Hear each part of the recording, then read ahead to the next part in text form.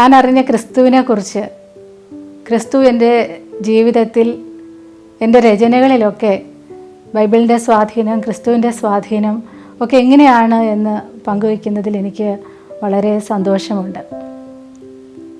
ഞാൻ സ്കൂളിൽ പഠിക്കുന്ന കാലത്താണ് ക്രിസ്തുവിനെ അറിയുവാൻ സാധിച്ചത്.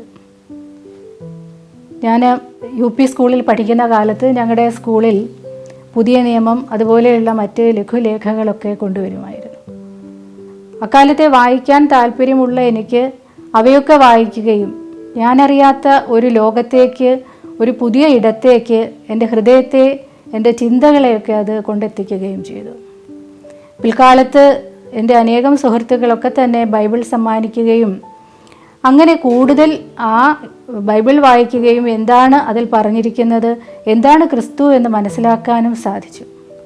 ബൈബിളിനെ സംബന്ധിച്ച്, ക്രിസ്തുവിനെ സംബന്ധിച്ച് അത് സ്നേഹത്തിൻ്റെ ഒരു വലിയ പുസ്തകമാണ് എന്നും ക്രിസ്തു ലോകത്തിന് സമ്മാനിച്ചത് സ്നേഹത്തെക്കുറിച്ചുള്ള ഒരു വലിയ സ്വപ്നമാണ് എന്നും എനിക്ക് മനസ്സിലാക്കാൻ സാധിച്ചത് അങ്ങനെയാണ്. അതുപോലെ തന്നെ ബൈബിളിലെ പല വാക്യങ്ങളും ചിന്തിപ്പിക്കുന്നതും ജീവിതത്തിൽ പകർത്തേണ്ടതുമാണ് എന്ന് എനിക്ക് പലപ്പോഴും തോന്നിയിട്ടുണ്ട്.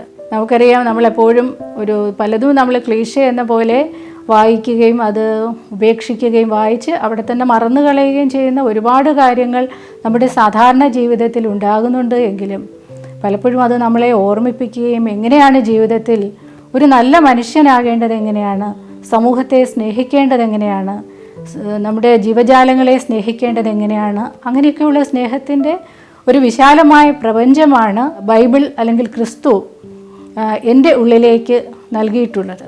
സ്നേഹത്തിൻ്റെ വല്ലാത്ത ഒരു സമുദ്രമാണ് ക്രിസ്തു എന്ന് പറയുന്നത്.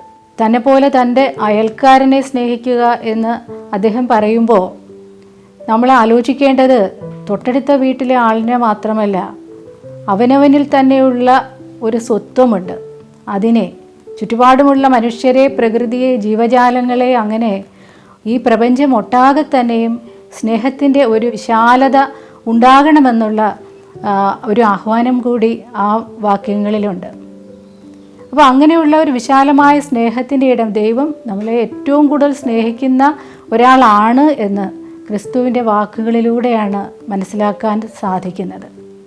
അതുപോലെ തന്നെ ഷെയറിങ്, കെയറിങ് തുടങ്ങിയ വാക്കുകൾ അതിൻ്റെ ഏറ്റവും വിശാലമായ അർത്ഥത്തിൽ നമുക്ക് മനസ്സിലാക്കി തരുന്നതും ക്രിസ്തുവാണ്. 5 അപ്പം കൊണ്ട് 5000 പേരെ ഊട്ടുക എന്ന് പറയുമ്പോൾ അത് വെറും വാചകങ്ങൾക്കപ്പുറത്തേക്ക്, ഒരു സാധാരണ ബാഹ്യമായിട്ടുള്ള ചില ചിന്തകൾക്കപ്പുറത്തേക്ക് അത് ഷെയറിങ്ങിൻ്റെ ഒരു വലിയ ഇടമാണ് കാട്ടിത്തരുന്നത്. നമ്മുടെ കയ്യിലുള്ളതെന്തും ഷെയർ ചെയ്യുക, അത് വളരെ വലിയ വലിയ വലിയ ആകാശങ്ങളെ നമുക്ക് സൃഷ്ടിക്കാമെന്ന് കാട്ടിത്തരികയാണ്. അത് സ്നേഹത്തിൻ്റെ ഒരു വലിയ ലോകമായിട്ടാണ് ഞാൻ മനസ്സിലാക്കുന്നത്.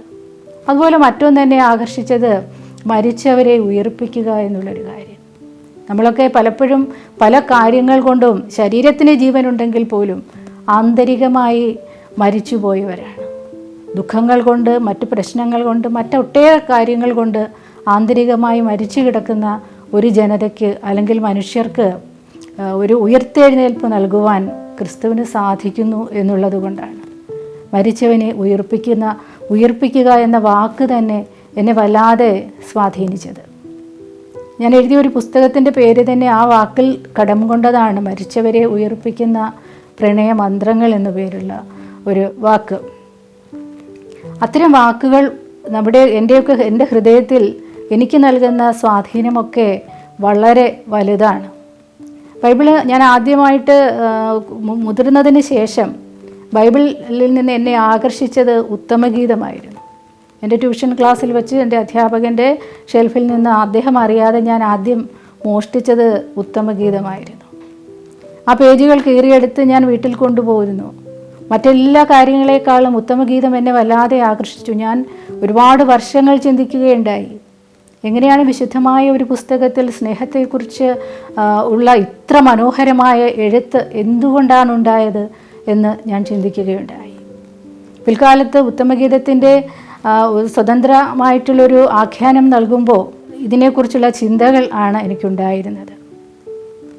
അപ്പോൾ ഞാൻ ആലോചിച്ചത്, അത് എൻ്റേതായിട്ടുള്ളൊരു കാഴ്ചപ്പാടിൽ ഞാൻ ആലോചിച്ചത്, അതൊരു പക്ഷേ നമുക്ക് പല രീതിയിൽ അതിനെ വ്യാഖ്യാനിക്കാം. വായിക്കുന്ന ആളുടെ മനോഭാവം പോലെ അതിനെ നമുക്ക് വായിച്ചെടുക്കാൻ സാധിക്കും. ഞാൻ വായിച്ചെടുക്കുന്നത് ജീവാത്മാവിന് പരമാത്മാവിനോടുള്ള ഒരു സ്നേഹം, അവിടേക്ക് എത്തിപ്പെടാനുള്ള ഒരു ആഗ്രഹമായിട്ടാണ് ഞാൻ വായിച്ചെടുത്തത്.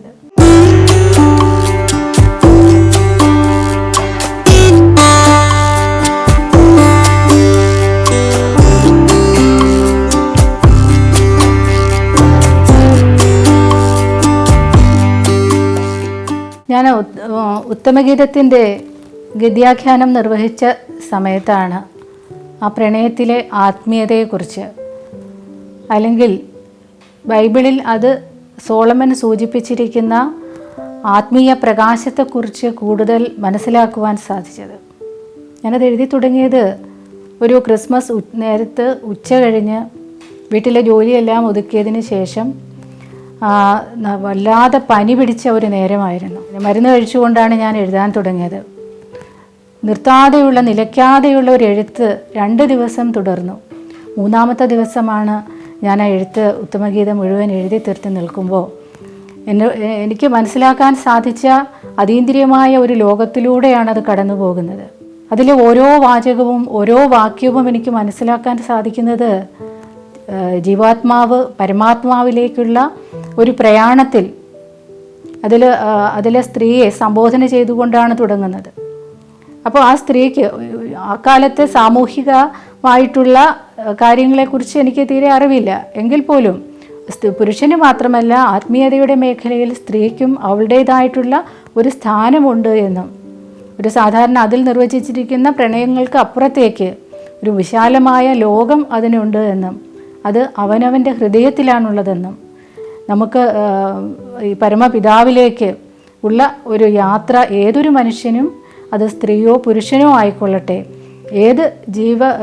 അവനവൻ ഏത് ജീവിത സാഹചര്യങ്ങളിലായിക്കൊള്ളട്ടെ, അതൊരാൾക്ക് സാധിക്കുമെന്നുള്ള ഒരു ഉറച്ച വിശ്വാസം കൂടിയാണ് ഉത്തമഗീതം എനിക്ക് നൽകിയിട്ടുള്ളത്.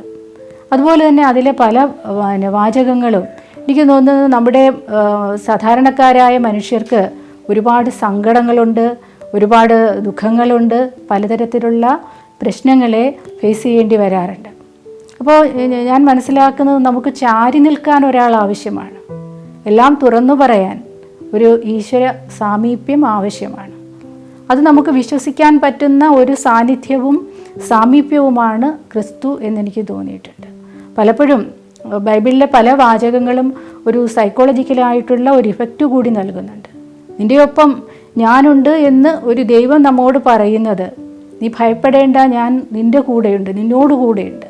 അപ്പോൾ അതിനേക്കാൾ വലിയ ഒരു ഉറപ്പ് എന്താണ് ഒരാൾക്ക് വേണ്ടത്? പലപ്പോഴും നമ്മുടെ കുടുംബത്തിലോ സമൂഹത്തിലോ ഞാൻ നിൻ്റെ കൂടെയുണ്ട് എന്ന് തെറ്റ് ചെയ്യുകയോ അല്ലെങ്കിൽ നല്ലത് ചെയ്യുകയോ ചെയ്താൽ പറയാൻ ആരുമില്ല എങ്കിലും, സങ്കടത്തിൽ പോലും പറയാൻ ആരുമില്ല എങ്കിലും, ഇത്തരം ഈശ്വരൻ്റേതായിട്ടുള്ള ഒരു ഉറപ്പ് ഒരു സാധാരണ മനുഷ്യന് നൽകുന്ന, വല്ലാത്ത ഒരു ഹൃദയത്തിന് നൽകുന്ന ഒരു ധൈര്യം, ഒരു ആത്മധൈര്യം എന്ന് പറയുന്നത് വളരെ വലുതാണ്.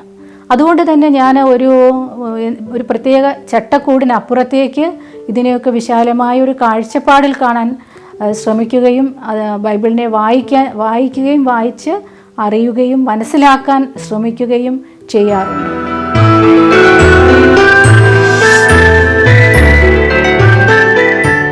ശത്രുവിനെ സ്നേഹിക്കുക എന്ന് ക്രിസ്തു പറഞ്ഞിട്ടുണ്ട്. ഞാൻ ആലോചിച്ചിട്ടുണ്ട്, നമുക്ക് എത്ര പേർക്ക് നമ്മുടെ ശത്രുക്കളെ സ്നേഹിക്കുവാൻ കഴിയുമെന്ന്. അതൊരു വലിയ വിപ്ലവമാണ്. നമ്മൾ നമ്മളോട് തന്നെ ചെയ്യുന്ന ഒന്നാണ്. അതേവരെ നമ്മൾ നമ്മുടെ ഹൃദയത്തിൽ മറ്റൊരാളുടെ നേർക്ക് ശേഖരിച്ചു വച്ചിരിക്കുന്ന വിദ്വേഷത്തിൻ്റെ, അസൂയയുടെ, അതുപോലെയുള്ള മറ്റ് നെഗറ്റീവായ കാര്യങ്ങളെ മാറ്റി നിർത്തിയാൽ മാത്രമേ നമ്മുടെ ശത്രുവിനെ, അല്ലെങ്കിൽ നമ്മൾ ശത്രുത ഉണ്ട് എന്ന് നമുക്ക് തോന്നുന്ന ആളെ സ്നേഹിക്കാൻ സാധിക്കുകയുള്ളൂ. ഈ ശത്രുത എന്ന് പറയുന്ന കാര്യം ആദ്യം ഉണ്ടാകുന്നത് അവനവൻ്റെ മനസ്സിലാണ്. അതുകൊണ്ട് ക്രിസ്തു പറഞ്ഞു, നിങ്ങൾ ആരാധനാലയത്തിൽ പ്രവേശിക്കുമ്പോൾ നിങ്ങളുടെ പാദുകങ്ങൾ, നിങ്ങളുടെ ചെരുപ്പ് ഊരിയിട്ട് പ്രവേശിക്കാൻ പറഞ്ഞു. ആ ചെരുപ്പ് എന്ന് പറയുന്നത് നിങ്ങളുടെ ഉള്ളിലുള്ള എല്ലാ ശത്രുക്കളോടുള്ള ആ ശത്രുത, അതല്ലെങ്കിൽ അതുപോലെയുള്ള അസൂയ, വിദ്വേഷം, മറ്റു മനുഷ്യരോടുള്ള ഏതെങ്കിലും തരത്തിലുള്ള ഒരു അതൃപ്തി, അതുപോലെയുള്ള ഒരുപാട് നെഗറ്റീവായ കാര്യങ്ങൾ മാറ്റിവെച്ചുകൊണ്ടാണ് നിങ്ങൾ ആരാധനാലയത്തിൽ പ്രവേശിക്കേണ്ടത്. എങ്കിൽ മാത്രമേ അവനവൻ്റെ മനസ്സ് കൂടി ഒരു ആരാധനാലയം പോലെ തിളങ്ങുകയുള്ളൂ. നമുക്കറിയാം, ഏറ്റവും വളരെ ക്രൂരമായ രീതിയിലാണ് ക്രിസ്തുവിനെ കുരിശിലേറ്റിയത്. അത്രത്തോളം വേദന സഹിച്ചുകൊണ്ട് ആ കുരിശിൽ കിടന്ന് പിടഞ്ഞപ്പോഴും അദ്ദേഹം പുഞ്ചിരിച്ചുകൊണ്ട് സ്നേഹത്തിൻ്റെ വാചകം ഉരുവിടുകയായിരുന്നു. തന്നെ ദ്രോഹിച്ചവർക്ക് അവരോട് ക്ഷമിക്കണമേ എന്ന് ദൈവത്തോട് പ്രാർത്ഥിക്കുകയായിരുന്നു. അങ്ങനെ ചെയ്യുവാൻ ആർക്ക് കഴിയുമെന്നാണ് ഞാൻ ആലോചിക്കുന്നത്.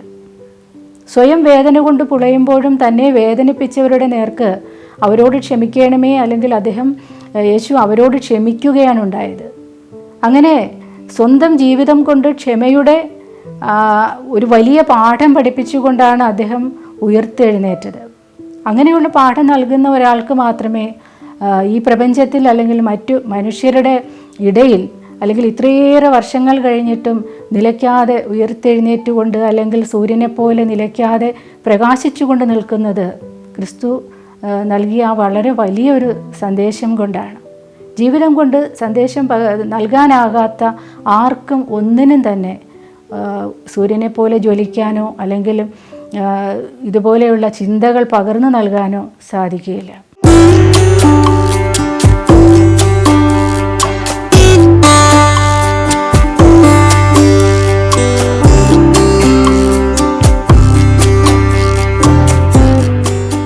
ക്രിസ്തുവിൻ്റെ ജീവിതം തന്നെ ഏറ്റവും മനോഹരമായ ഒന്നാണ്.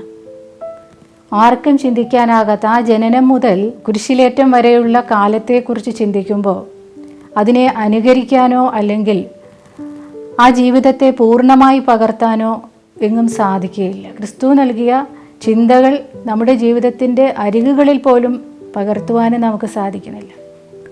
സാഹിത്യകൃതികളെ സംബന്ധിച്ചിടത്തോളം മിക്കപ്പോഴും ബൈബിൾ നൽകുന്ന ഒരു ഭാഷയുണ്ട്. ഏതൊരു സാധാരണക്കാരനും മനസ്സിലാകുന്ന ഒരു ഭാഷയാണ്. ഓരോ നിമിഷവും അല്ലെങ്കിൽ ഓരോ ദിവസവും വായിക്കുന്ന ആളെ നവീകരിക്കപ്പെടുത്തുന്ന ഒരു ഭാഷയുടെ സൗന്ദര്യം ബൈബിളിലുണ്ട്. ക്രിസ്തുവിൻ്റെ സൗന്ദര്യം പോലെ തന്നെ ആ ബൈബിൾ നൽകുന്ന സാഹിത്യ സൗന്ദര്യം ആ ഭാഷയുടേതാണ്. അതുകൊണ്ട് തന്നെയാണ് ഒരുപാട് സാഹിത്യകൃതികളിൽ ഈ ഭാഷയുടെ സൗന്ദര്യത്തിൻ്റെ പകർപ്പുകൾ അല്ലെങ്കിൽ പകർത്തിയെഴുത്തുകൾ ഉണ്ടാകുന്നത്. ഞാൻ നേരത്തെ സൂചിപ്പിച്ചതുപോലെ എൻ്റെ രചനകളിലുള്ള ആ ഉത്തമഗീതത്തിൻ്റെ രചനയിൽ ഉണ്ടായിട്ടുള്ള ക്രിസ്തുവിൻ്റെ ഒരു സാമീപ്യം, സോളമൻ്റെ സാമീപ്യത്തെക്കാൾ അല്ലെങ്കിൽ പ്രണയത്തിൻ്റെ സാമീപ്യത്തെക്കാൾ യേശുവിൻ്റെ സാമീപ്യമാണ് ആ രചനയിൽ ഉടനീളം ഉണ്ടായിട്ടുള്ളത്. ആ മാന്ത്രികത ബൈബിൾ വായിക്കുന്ന ഏതൊരു എഴുത്തുകാരനും ആ മാന്ത്രികത അല്ലെങ്കിൽ ആ ഭാഷയുടെ മാന്ത്രികത തൻ്റെ രചനകളിലേക്ക് കൊണ്ടുവരാൻ സാധിക്കുമെന്ന് തന്നെയാണ് എനിക്ക് തോന്നിയിട്ടുള്ളത്.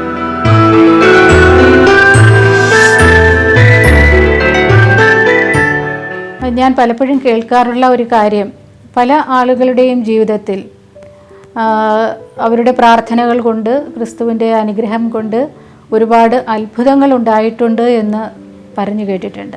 പക്ഷേ ബൈബിൾ വായിക്കുമ്പോൾ ക്രിസ്തു തന്നെ ഒരുപാട് അത്ഭുതങ്ങൾ പ്രവർത്തിച്ചിട്ടുണ്ട് എന്ന് നമുക്ക് മനസ്സിലാക്കാം. കാഴ്ചയില്ലാത്തവർക്ക് കാഴ്ച കൊടുക്കുക, കേൾവിയില്ലാത്തവർക്ക് കേൾവി നൽകുക, നേരത്തെ ഞാൻ സൂചിപ്പിച്ച പോലെ മരിച്ചവരെ ഉയർപ്പിക്കുക, വെള്ളം വീഞ്ഞാക്കുക, അങ്ങനെ ഒട്ടേറെ അത്ഭുതങ്ങൾ. 5 അപ്പം കൊണ്ട് 5000 പേരെ ഊട്ടുക. അതായത് ഇപ്പം അന്ധന് കാഴ്ച കൊടുക്കുക. ഈ അന്ധൻ എന്ന് പറഞ്ഞാൽ ആരാണ്? നമ്മുടെ ചുറ്റുമുള്ള, നമ്മുടെ ഏറ്റവും പ്രിയപ്പെട്ടവരും നമുക്ക് പരിചിതരല്ലാത്തവരുമായിട്ടുള്ള നമ്മുടെ ചുറ്റുപാടുമുള്ള ഒട്ടേറെ മനുഷ്യരുണ്ട്. അവരുടെ വേദനകൾ കാണാത്തവരാണ്, അവരുടെ പ്രശ്നങ്ങൾ കാണാത്തവരാണ് യഥാർത്ഥത്തിലുള്ള അന്ധർ. അതല്ലാതെ കണ്ണിന് രോഗം വന്നിട്ട് കാഴ്ചശക്തി നഷ്ടപ്പെട്ടവരല്ല.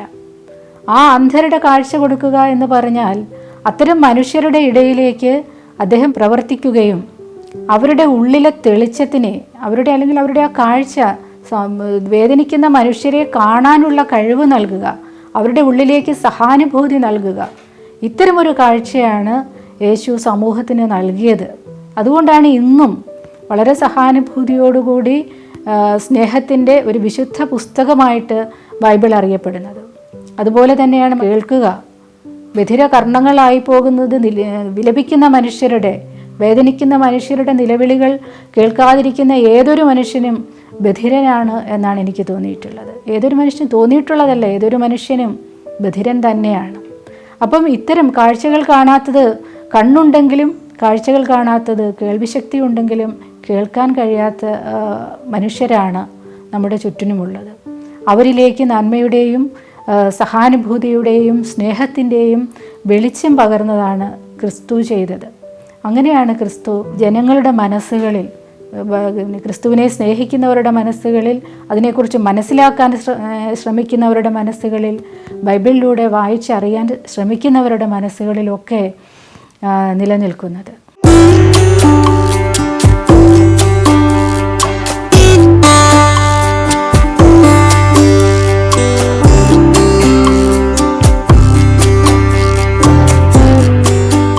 ക്രിസ്തു ക്ഷമയുടെയും സഹനത്തിൻ്റെയും ഒരു വലിയ പ്രതീകമാണ്.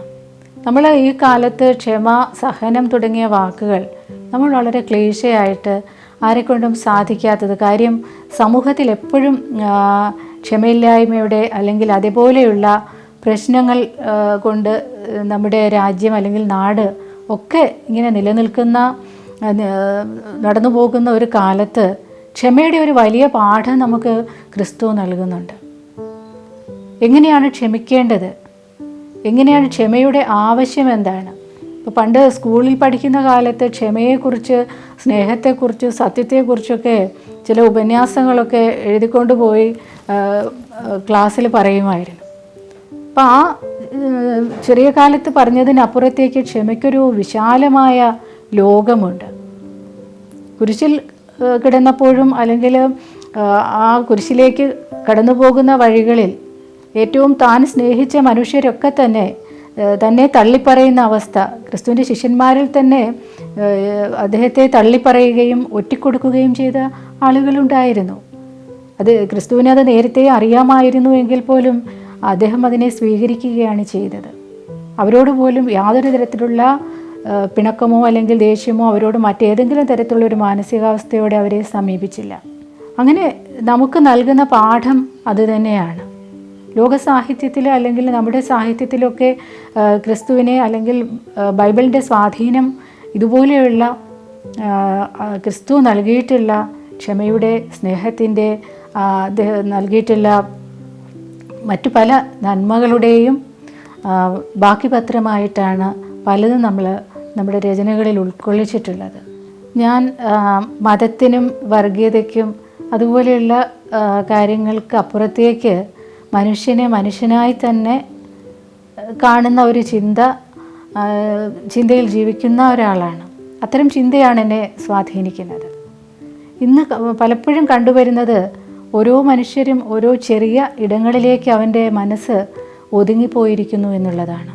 അവനവൻ്റെ മതമാണ് വലുത് എന്നുള്ള മട്ടിൽ യാതൊരു തരത്തിലുള്ള സ്നേഹമോ അവനോടുള്ള ഒരു സഹാനുഭൂതിയോ ഇല്ലാതെ തമ്മിൽ തല്ലുകയും അതിനുവേണ്ടിയുള്ള കലാപങ്ങൾ ഉണ്ടായിക്കൊണ്ടിരിക്കുകയും ചെയ്യുന്നൊരു കാലമാണ്.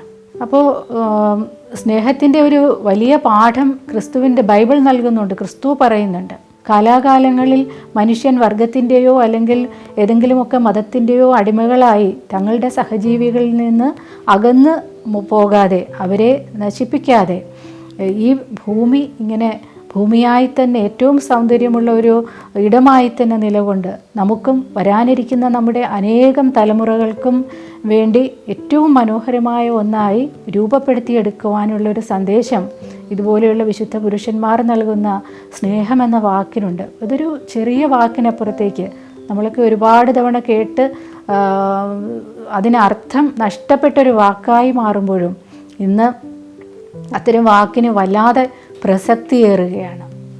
അതുകൊണ്ട് തന്നെ മതത്തിനും ജാതിക്കും മറ്റേത് തരത്തിലുള്ള വർഗീയതയ്ക്കും അപ്പുറത്തേക്ക് ബൈബിളിൽ നിന്ന് തന്നെ ഒരുപാട് കാര്യങ്ങൾ നമുക്ക് മനസ്സിലാക്കാനുണ്ട്, പഠിക്കാനുണ്ട്. അത് കൂടുതൽ ആഴത്തിൽ വായിക്കപ്പെടേണ്ട ഒന്നാണ്. അപ്പോൾ അതൊരു പലപ്പോഴും നമ്മൾ കണ്ടുവരുന്ന ഒരു കാര്യം, അതൊരു ഏതെങ്കിലും ഒരു പ്രത്യേകമായിട്ടുള്ള ഒരു പുസ്തകമാണ് എന്ന് കരുതി മാറ്റി നിർത്തേണ്ട ഒന്നല്ല. പലതിൽ നിന്നും നമുക്ക് ഒരുപാട് പഠിക്കാനുണ്ട്. ഓരോ നിമിഷവും വായന നമ്മളെ മാറ്റി എഴുതിക്കൊണ്ടിരിക്കുകയാണ്. നമ്മുടെ അറിവിൻ്റെ ഒരു വിശുദ്ധമായ ഒരു ലോകം മറ്റ് ചുറ്റുപാടുമുള്ള എല്ലാ മനുഷ്യരെയും എല്ലാ ജീവികളെയും അത് അവരായി തന്നെ കണ്ടുകൊണ്ട് സ്നേഹിക്കുവാനുള്ള ഒരു വിശാലമായ ഒരിടം നമുക്ക് ബൈബിൾ തരുന്നുണ്ട്.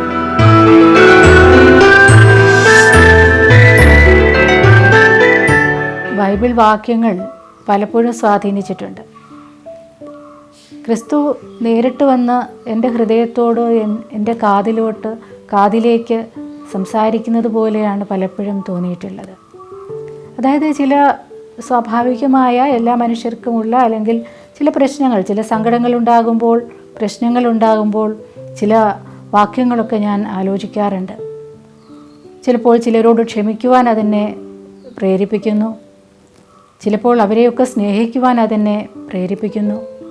അങ്ങനെയൊക്കെ എനിക്ക് എന്നെ തന്നെ മാറ്റി എഴുതുവാൻ, എൻ്റെ മനസ്സിനെ മാറ്റുവാൻ, എൻ്റെ ഹൃദയത്തെ മാറ്റി എഴുതുവാൻ, ഒരുപക്ഷെ സ്നേഹത്തിൻ്റെ ഒരു വലിയ ലോകത്തേക്ക് കൂടുതൽ നടന്നെടുക്കുവാൻ ക്രിസ്തു അല്ലെങ്കിൽ ബൈബിൾ എന്നെ പ്രേരിപ്പിക്കുന്നുണ്ട്. അതുകൊണ്ട് തന്നെ വീണ്ടും ഞാനത് വായിച്ചുകൊണ്ടേയിരിക്കുകയാണ്. ദൈവം മനുഷ്യനെ എത്രത്തോളം സ്നേഹിക്കുന്നു എന്നതിൻ്റെ തെളിവായിട്ട് അതിലെ ഓരോ വാചകവും എൻ്റെ ഹൃദയത്തെ സ്പർശിക്കുന്നുണ്ട്. ഇപ്പോൾ ഈ ബൈബിളിനെ കുറിച്ച് കൂടുതൽ പറയുകയാണെങ്കിൽ, ഞാൻ നേരത്തെ മുൻപ് സൂചിപ്പിച്ചിരുന്നു, എനിക്ക് ഒട്ടേറെ സുഹൃത്തുക്കൾ ബൈബിളൊക്കെ സമാനമായി തന്നിട്ടുണ്ട്. ഇപ്പം എടുത്തു പറയാനുള്ളൊരു കാര്യമെന്ന് പറയുന്നത്, നമ്മുടെ പുനലൂർ അതിരൂപത മെത്രാൻ ആദരണീയ സെൽവിസ്റ്റർ പൊന്നുമുത്തൻ തിരുമേനി. അപ്പം അദ്ദേഹം അവിടെ ന്യൂ ഇയറിനൊക്കെ ക്ഷണിക്കാറുണ്ട്. എല്ലാ പ്രാവശ്യവും എല്ലാ ന്യൂ ഇയറിനും അദ്ദേഹത്തിൻ്റെ ഒരു സ്നേഹ വിരുന്ന് നൽകാറുണ്ട്. എനിക്ക് കിട്ടിയിട്ടുള്ള ഏറ്റവും മഹത്തരമായ സമ്മാനങ്ങൾ, ബൈബിൾ സമ്മാനം കൊന്ത സമ്മാനിക്കുന്നു, ഫാത്തിമ മാതാവിനെ സമ്മാനിക്കുന്നു. കൂടുതൽ അതിനെക്കുറിച്ച് ചർച്ച ചെയ്യുവാനും അറിയുവാനും ഒക്കെ സാധിച്ചിട്ടുണ്ട്. മറ്റൊരു പ്രധാനമായിട്ട് എനിക്കുണ്ടായിട്ടുള്ളൊരു അനുഭവം എന്ന് പറയുന്നത്, മാർ ക്രിസോസ്റ്റം അദ്ദേഹവുമായിട്ട് സംസാരിക്കുവാനും അദ്ദേഹത്തെ ഒരു ഇൻ്റർവ്യൂ എടുക്കാനുമുള്ള ഒരു ഭാഗ്യം എനിക്കുണ്ടായിട്ടുണ്ട്. അപ്പോൾ അദ്ദേഹത്തിൻ്റെ നമുക്കറിയാം, അദ്ദേഹം ഒരുപാട് നർമ്മത്തിലൂടെ സ്വജീവിതത്തെയും സഹജീവികളെയും ഒക്കെ കാണുന്ന ഒരു അത്ഭുത പുരുഷൻ കൂടിയാണ്. അദ്ദേഹത്തിൽ നിന്ന് സ്വാധീനിച്ച ഒരു ഘടകമെന്ന് പറയുന്നത്, അദ്ദേഹത്തിന് വളരെ ഒരു ഭിക്ഷക്കാരനായ ഒരാൾ സുഹൃത്തായിട്ടുണ്ടായിരുന്നു.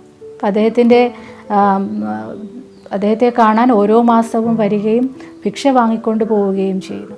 അപ്പോൾ ഒരു തവണ വന്നപ്പോൾ തിരുമേനി വല്ലാതെ തിരക്കിലായിരുന്നത് കൊണ്ട് തിരുമേനി തൻ്റെ സഹായിയോട് ആ ആൾക്ക് ഭിക്ഷ കൊടുത്തു വിടാൻ പറഞ്ഞു. അപ്പോൾ അദ്ദേഹം പറഞ്ഞു, ഇല്ല, ഞാൻ തിരുമേനി വരുന്നത് വരെ കാത്തു നിൽക്കാമെന്ന്. അങ്ങനെ ഏറെ നേരം കഴിഞ്ഞ് തൻ്റെ സന്ദർശകരെയൊക്കെ പറഞ്ഞു വിട്ടതിന് ശേഷം തിരുമേനി വന്നപ്പോൾ ഈ ഭിക്ഷക്കാരൻ പറയുകയാണ്, കഴിഞ്ഞ ഒരു ആഴ്ചയിൽ തിരുമേനി തൃശ്ശൂർ ഒരു പരിപാടിക്ക് വന്നിട്ടുണ്ടായിരുന്നല്ലോ. അപ്പോൾ ഞാൻ എൻ്റെ കൂട്ടുകാരനെ കാണിച്ചു കൊടുത്തു, ആ നിൽക്കുന്ന തിരുമേനി എൻ്റെ ഫ്രണ്ടാണ് എന്ന് പറഞ്ഞു. തിരുമേനിക്ക് വല്ലാതെ അത്ഭുതം തോന്നി.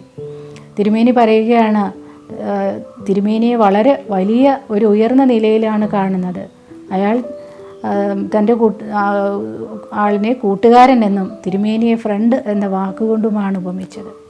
അപ്പോൾ ഞാനതിൽ നിന്നും മനസ്സിലാക്കുന്നത്, എന്നെ സംബന്ധിച്ച് അത്തരമൊരു മാനസികാവസ്ഥയിലേക്ക്, അത്തരമൊരു ആത്മീയ തലത്തിലേക്ക് ഞാനിതേവരെ ഉയർന്നിട്ടില്ല വ്യക്തിപരമായിട്ട്.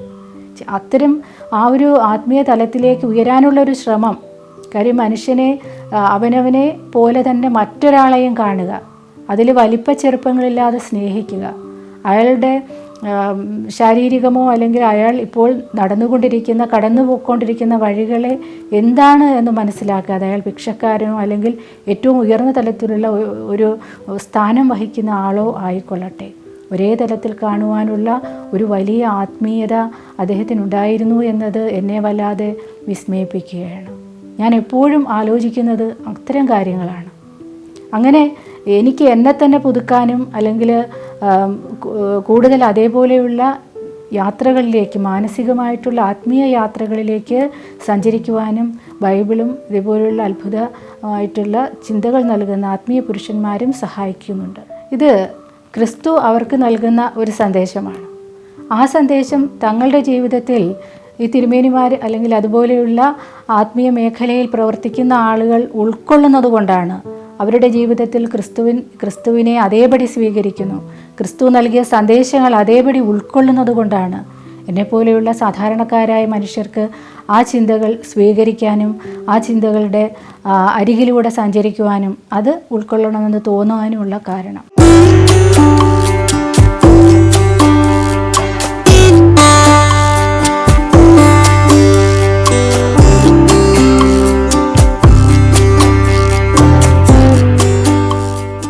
നിന്നെപ്പോലെ നിൻ്റെ അയൽക്കാരനെയും സ്നേഹിക്കുക എന്ന് ക്രിസ്തു നമ്മോട് പറഞ്ഞിട്ടുണ്ട്.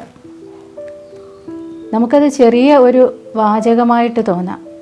പലപ്പോഴും അതിൻ്റെ സങ്കുചിതമായിട്ടുള്ള അർത്ഥങ്ങൾ കൊണ്ട് തെറ്റിദ്ധരിക്കപ്പെടുന്ന അനേക മനുഷ്യരുണ്ട്. പക്ഷെ അതിന് വിശാലമായ ഒരു അർത്ഥമാണുള്ളത്. അയൽക്കാരൻ എന്ന് പറയുമ്പോൾ തൊട്ടടുത്ത വീട്ടിലെ മനുഷ്യനല്ല, ഈ താൻ ഉൾപ്പെടുന്ന ഈ പ്രപഞ്ചത്തെയാണ്.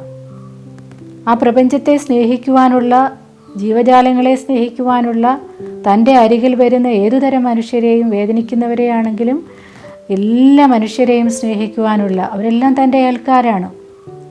തൻ്റെ തൊട്ടടുത്ത് വീട് വെച്ച് താമസിക്കുന്ന ഒരു മനുഷ്യനല്ല, അതിനപ്പുറത്തേക്ക് സകല ചരാചരങ്ങളെയും തൻ്റെ അയൽക്കാരായി കണ്ടുകൊണ്ട് അവരെ സ്നേഹിക്കുവാനുള്ള ഒരു വിശാലമായ കാഴ്ചപ്പാടാണ് ആ ഒരു ചെറിയ വാചകത്തിലൂടെ ബൈബിൾ നൽകുന്നത്. അത്തരം വിശാലമായ ചിന്തകൾ മനുഷ്യൻ്റെ മനസ്സിലേക്ക് നൽകുന്നത് ഇതുപോലെയുള്ള ചില ചെറിയ ഉപമകളിലൂടെയാണ്. 5 അപ്പം കൊണ്ട് 5000 പേരെ നമ്മൾ എങ്ങനെ ഊട്ടുന്നു എന്ന് ചോദിച്ചാൽ സാധാരണ ഒറ്റ നോട്ടത്തിൽ അസംഭവ്യമായ ഒരു കാര്യമായി തോന്നാം.